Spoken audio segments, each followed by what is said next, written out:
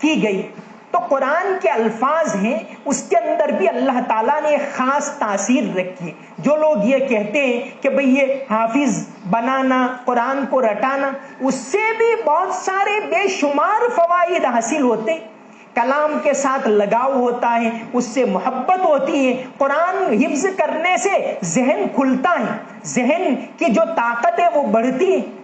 تو اس کو یاد کرنا، حفظ کرنا، یہ بھی ایک فخر کی بات ہے. لوگ ایسا کہتے ہیں ہوشیاروں کو نہیں معلوم راز فصل گل، ہوشیاروں کو نہیں معلوم راز فصل گل، مجھ سے پوچھو میں اسی موسم میں دیوانہ بنا. تو قرآن کریم کے الفاظ، اس کے اندر ایک ہے حروف مقطعات، اس کے بارے میں چند باتیں، وہ بھی قرآن کریم کے الفاظ ہیں.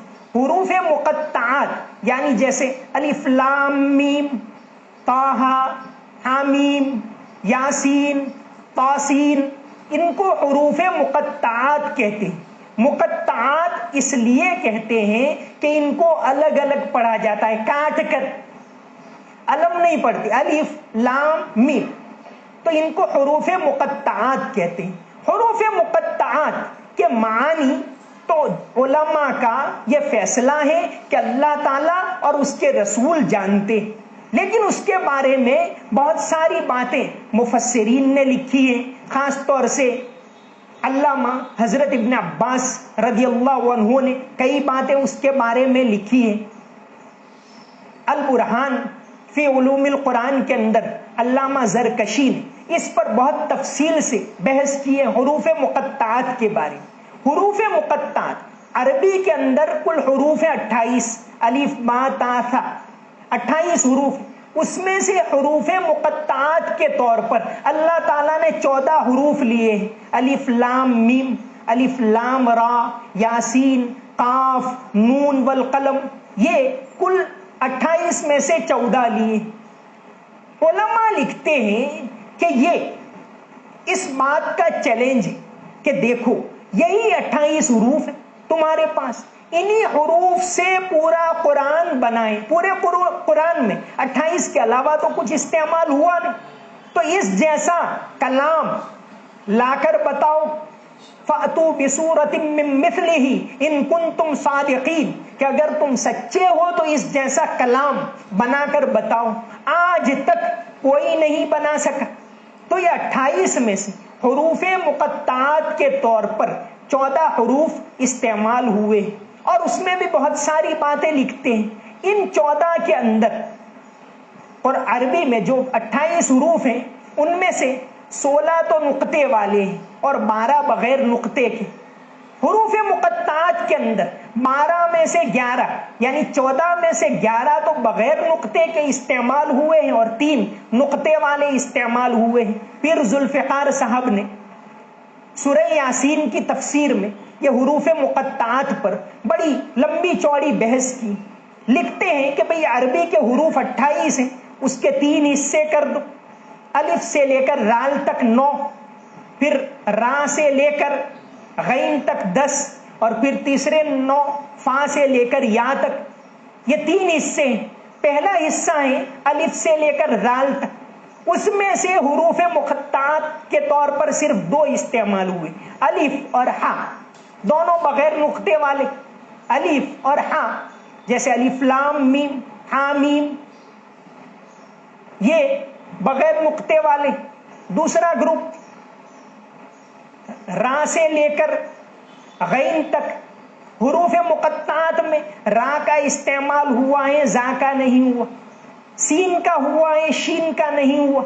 صاد کا ہوا ہے، الف لام میم صاد، صاد والقرآن ذی الذکر، صاد کا استعمال ہوا ہے، واد کا نہیں ہوا. طا کا استعمال ہوا ہے، طاسین، طٰ. غا کا استعمال نہیں ہوا. عین کا استعمال ہوا ہے، حامیم، عین، سین، قاف.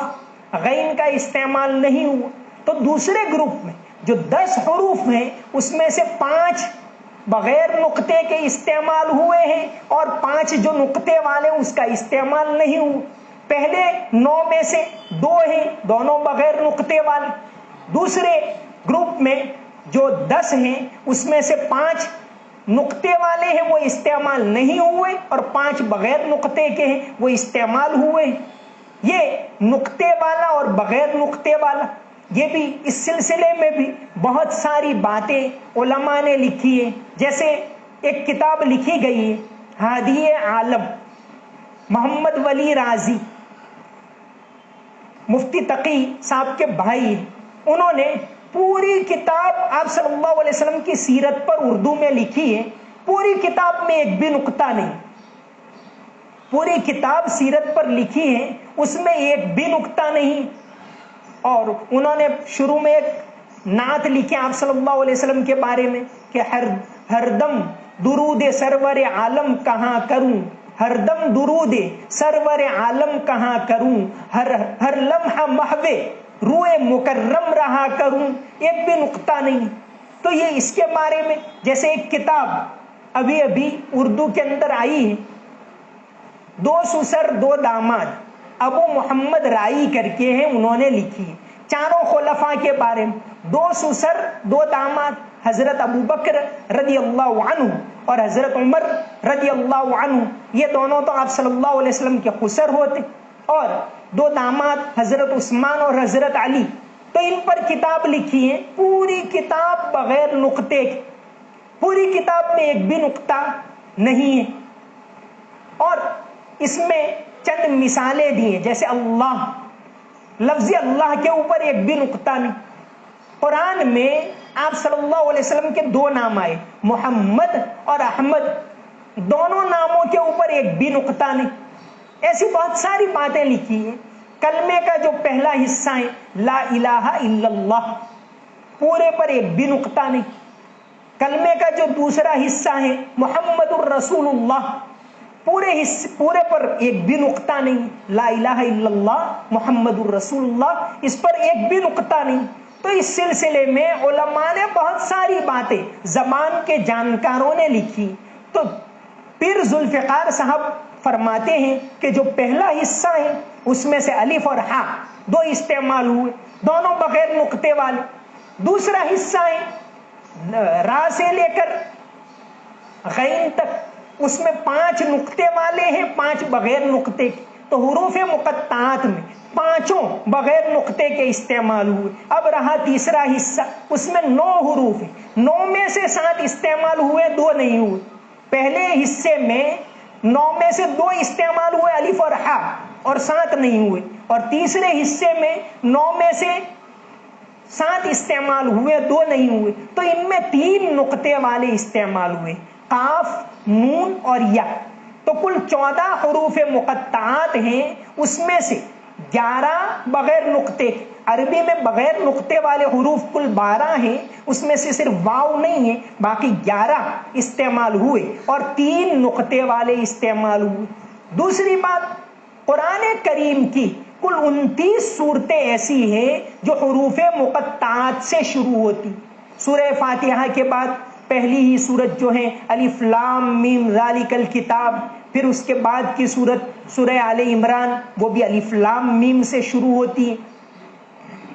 6 صورتیں الف لام میم سے شروع ہوتی، 7 صورتیں حامیم سے شروع ہوتی. سب سے زیادہ حامیم سے 7 صورتیں شروع ہوتی، الف لام میم سے 6 صورتیں شروع ہوتی. لیکن اگر الف لام میم صاد اور الف لام میم را، ان دونوں کو بھی الف لام میم سے شمار کریں تو پھر 8 صورتیں الف لام میم سے شروع ہوتی، حامیم سے 7 صورتیں شروع ہوتی. تو اس طرح 3 یعنی 7 صورتیں حامیم سے، 7 حامیم، ایک بھی نقطہ نہیں. الف لام را، الف لام میم سے جو 6 صورتیں شروع ہوتی، ان میں 6 صورتوں میں ایک پر بھی نقطہ نہیں. پھر الف لام را، اس سے 5 صورتیں شروع ہوتی، اس پر بھی ایک بھی نقطہ نہیں. اس طرح کی بہت ساری باتیں انہوں نے لکھی ہیں. ہاں 2 صورتیں ایسی ہیں جو 5 حروف سے شروع ہوتی، الف کاف ہا یا عین صاد 5 حروف ہیں، اور حامیم عین سین قاف، اس میں 5 حروف ہیں. تو ان جو 5 حروف سے شروع ہوتی ہے اس میں سے ایک حرف ہے وہ نقطے والا ہے. کاف ہا یا عین صاد میں یا، اور حامیم عین سین قاف کے اندر قاف ایک ایک حرف ہے وہ نقطے والا ہے. جتنی تین تین حروف سے شروع ہوتی ہیں وہ سب بغیر نقطے کی ہیں. الف لام میم سے اور الف لام را سے یہ بغیر نقطے کی ہیں, اور حامیم سب بغیر نقطے کے ہیں. ایک حرف سے شروع ہونے والی تین صورتیں ہیں, قاف, نون اور صاد, نون والقلم وما یسطرون. تو ایک یہ بات راز کی. دوسری بات حروف مقطعات کے بارے میں کہ حروف مقطعات کے فوراً بعد قرآن میں کتاب کا لفظ آیا. قرآن جو بھی سورت حروف مقطعات سے شروع ہوئی, جیسے الف لام میم ذالک الکتاب, طٰہٰ ما انزلنا علیک القرآن, یاسین والقرآن الحکیم, طاسیم میم تلک آیات الکتاب.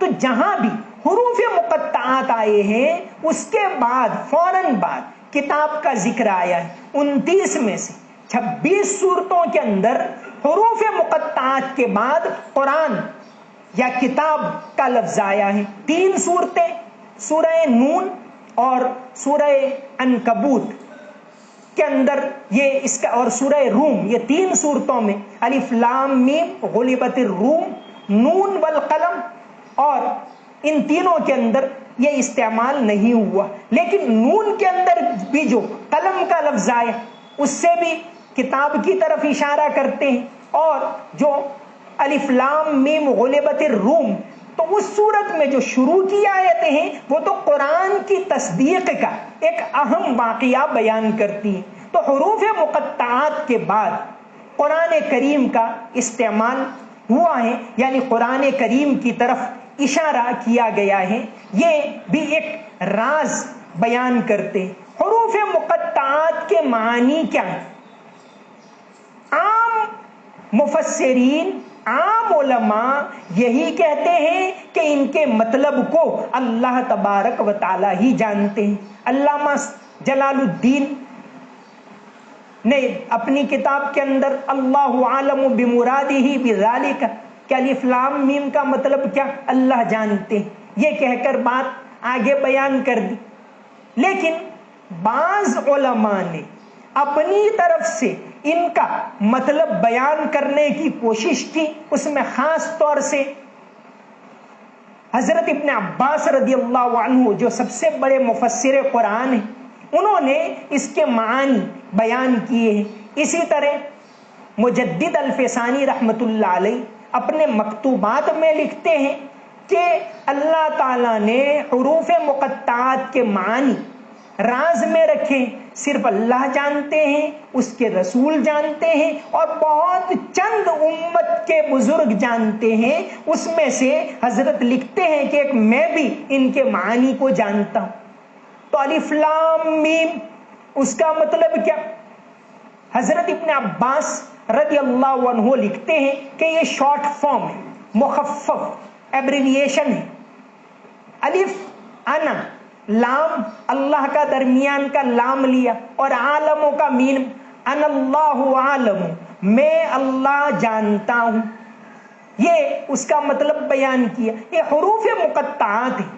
علامہ ابن عباس رضی اللہ عنہ بیان کرتے ہیں کہ اللہ تعالیٰ کا اسم اعظم ان حروف کے اندر چھپا ہوا ہے. بلکہ آپ حامیم کے بارے میں یہ کہتے ہیں کہ حامیم ہے وہ اللہ تعالیٰ کا اسم اعظم ہے.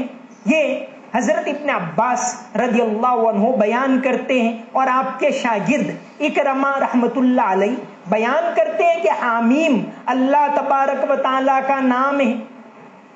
حامیم اللہ تبارک و تعالیٰ کا نام ہے. اسی طرح اور مفسرین نے بھی حامیم کے بارے میں لکھا کہ ہاں سے اللہ تعالیٰ کے وہ نام, 3 نام ہاں سے جو شروع ہوتے ہیں, حمید اور حنان, یہ ان ناموں, اور حکیم, ان ناموں کی طرف اشارہ ہے. اور میم سے ملک اور مجید اور منان, ان ناموں کی طرف اشارہ ہے.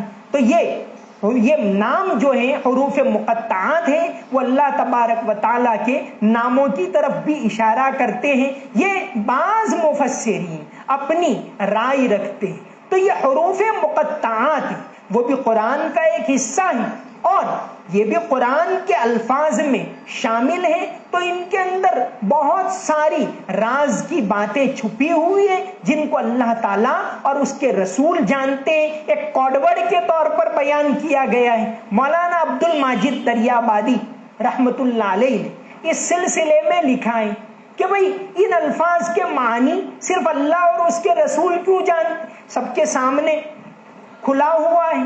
تو لکھتے ہیں کہ جیسے یہ کائنات سب کے سامنے کھلی ہوئی، دنیا سب کے سامنے ساری چیزیں موجود ہیں، لیکن ساری چیزوں کے بارے میں کوئی جانتا ہے؟ کوئی نہیں جانتا، چاہے وہ بڑے سے بڑا سائنٹسٹ ہو، وہ ساری چیزوں کے بارے میں نہیں جانتا، بلکہ کوشش کرنے کے باوجود اور محنت کرنے کے باوجود بھی کوئی جان نہیں پا رہا کہ پھول کی کیمسٹری کو تو جانتے ہیں کہ اس کے اندر اتنے مالیکول ہیں اور کاربن اتنا ہے اور یہ اتنا ہے، لیکن اس میں خوشبو آئی کہاں سے؟ تو اس کو حل نہیں کر پا رہے کہ آم ہے اس کے اندر یہ ہے یہ ہے یہ ہے، شکر اتنی ہے یہ، لیکن وہ خوشبو کہاں سے آئی، وہ خاص ذائقہ کہاں سے آئے؟ تو کہ پتہ نہیں۔ تو جس طرح مولانا عبد الماجد دریابادی لکھتے ہیں کہ جس طرح کائنات ہمارے سامنے لیکن بہت ساری باتیں اب بھی معلوم نہیں، تو اس طرح یہ حروف مقطعات ہیں وہ بھی اللہ تبارک و تعالیٰ کی طرف سے ایک راز ہے اور بڑے بابرکت یہ حروف ہیں۔ بہت سے علماء، بہت سے صوفیہ ان کا ذکر کرنے کو بھی کہتے ہیں، اور جیسا کہ کہا کہ علامہ ابن عباس رضی اللہ عنہ تو کہتے ہیں کہ اس کے اندر اللہ تبارک و تعالیٰ کا اسم اعظم چھپا ہوا ہے۔ تو قرآن کریم کے الفاظ کی ایک تاثیر ہے۔ حدیث شریف کے اندر آتا ہے، حضرت ابو موسیٰ اشعری رضی اللہ عنہ سے مروی ہے کہ آپ صلی اللہ علیہ وسلم نے فرمایا مثل المومن الذي يقرأ القرآن كمثل الأترجة ريحها طيب وطعمها طيب، کہ اس مومن کی مثال جو قرآن کو پڑھتا ہے ترنج کے پھل جیسی ہے، اس کی خوشبو بھی عمدہ اور اس کا ذائقہ بھی شاندار۔ ترنج ہمارے یہاں جیسے یہ سنترا ہوتا ہے، بلکہ لکھتے ہیں یہ ترنج، حدیث شریف کے اندر یہ لفظ آیا ہے اترجہ، اور فارسی میں اس کو ترنج کہتے ہیں، اردو میں بھی یہی ترجمہ کرتے ہیں، لیکن وہ ویکیپیڈیا وغیرہ کے اندر تو یہ لکھا ہے کہ یہ ترنج ہیں، وہی اسی پر سے جب یہ یورپ میں گیا تو اورنج لفظ بن گیا، اور جو نارنگی لفظ بھی بنا ہے وہ اسی پر سے بنا ہے۔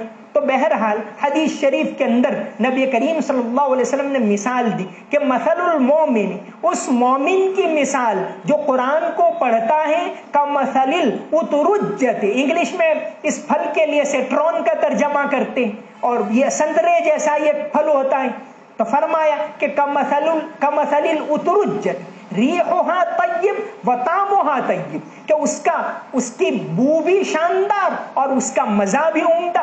ومثل المومن الذی لا یقرأ القرآن، کہ وہ مومن جو قرآن کو نہیں پڑھتا اس کی مثال کھجور جیسی، کہ اس کی خوشبو تو نہیں ہوتی لیکن اس کا مزہ میٹھا ہوتا ہے، کیونکہ وہ بھی مومن ہے، اس کے دل کے اندر بھی ایمان ہے، اس کے دل کے اندر بھی قرآن کی عظمت ہے۔ تو بہرحال کلام اللہ یہ اللہ تبارک و تعالیٰ کی کتاب ہے، اس کو پڑھنے میں بہت زیادہ برکتیں ہیں، اللہ تبارک و تعالیٰ کی رحمتیں نازل ہوتی ہیں۔ جس طرح ہم رمضان کے مہینے کے اندر اس کو پڑھتے ہیں، رمضان کے بعد بھی ہم اس کی تلاوت کریں، اس کے ساتھ اپنے لگاؤ کو رکھیں۔ جیسا کہ گزشتہ کل قرآن کریم ختم ہوا، آخر میں ہمیشہ ایک یہ روایت رہی ہے کہ قرآن کو ختم ہونے کے بعد من الجنت والناس، وہاں ختم ہو گیا لیکن وہاں ختم نہیں کرتے، پھر آخری رکعت میں پڑھتے ہیں الف لام میم ذالک الکتاب لا ریب فیہ ھدی للمتقین، وہ یاد دلاتے کہ قرآن ختم نہیں ہو گیا، اس کو پڑھنا ہے، پھر سے پڑھنا ہے اور بار بار پڑھنا ہے، اس کو یاد دلانے کے لیے آخر میں یہ پڑھا جاتا ہے۔ تو کلام اللہ شریف اس کے بڑے فضائل ہیں اس کی تلاوت کے. اللہ تبارک و تعالی ہم سب کو کلام پاک سے محبت نصیب فرمائے اور بار بار اس کی تلاوت کرنے کی توفیق عطا فرمائے. آمین.